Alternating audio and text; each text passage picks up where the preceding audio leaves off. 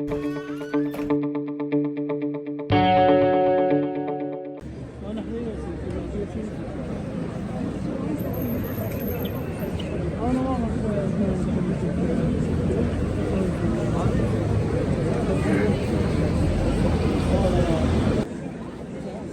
على أيديكم قدمت بعد عدد غفير اليوم.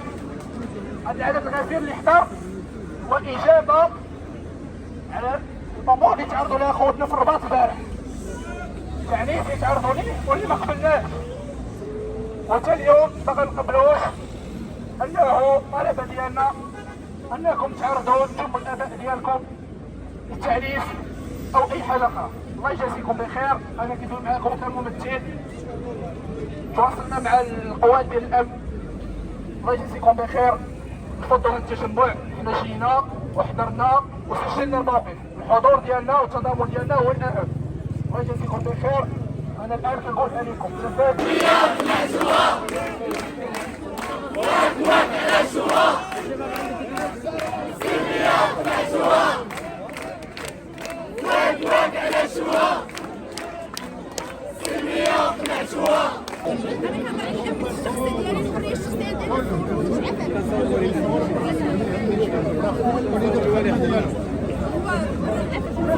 ما كنحرجوش على اللياقه ديال السلوك ديال الاخلاق، راه كنتكلموا مع كلشي، كنعتبروا الاباء والسيدات ديالهم راه خصك تنصحي الابناء ديالك والانصراف. شوف التواجد ديالهم هنا كيهدد على السلامه ديالهم.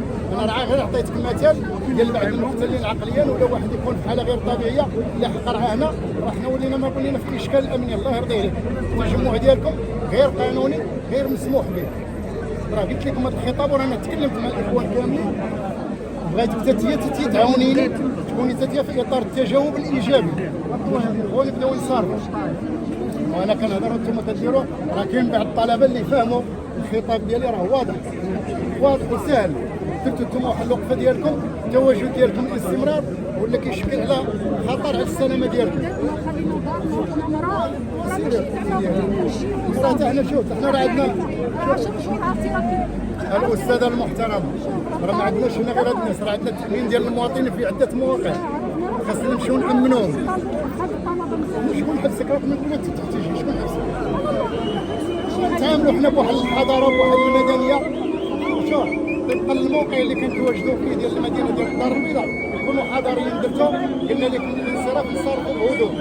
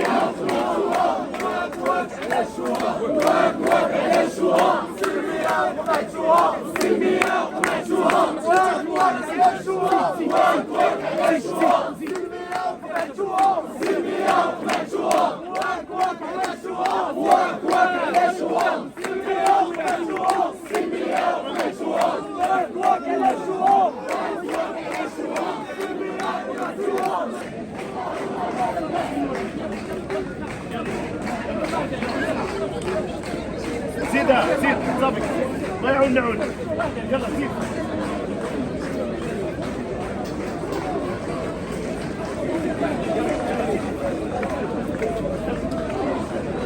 زيد سمع زيد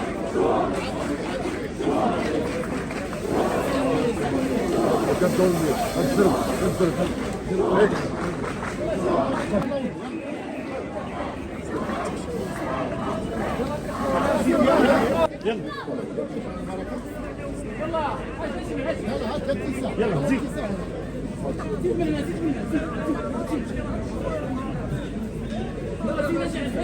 رجو ما تنسوش تابوناو في العشان يوتيوب وبارطاجيو الفيديو وديروا جيم وتابعوا الدار على مواقع التواصل الاجتماعي.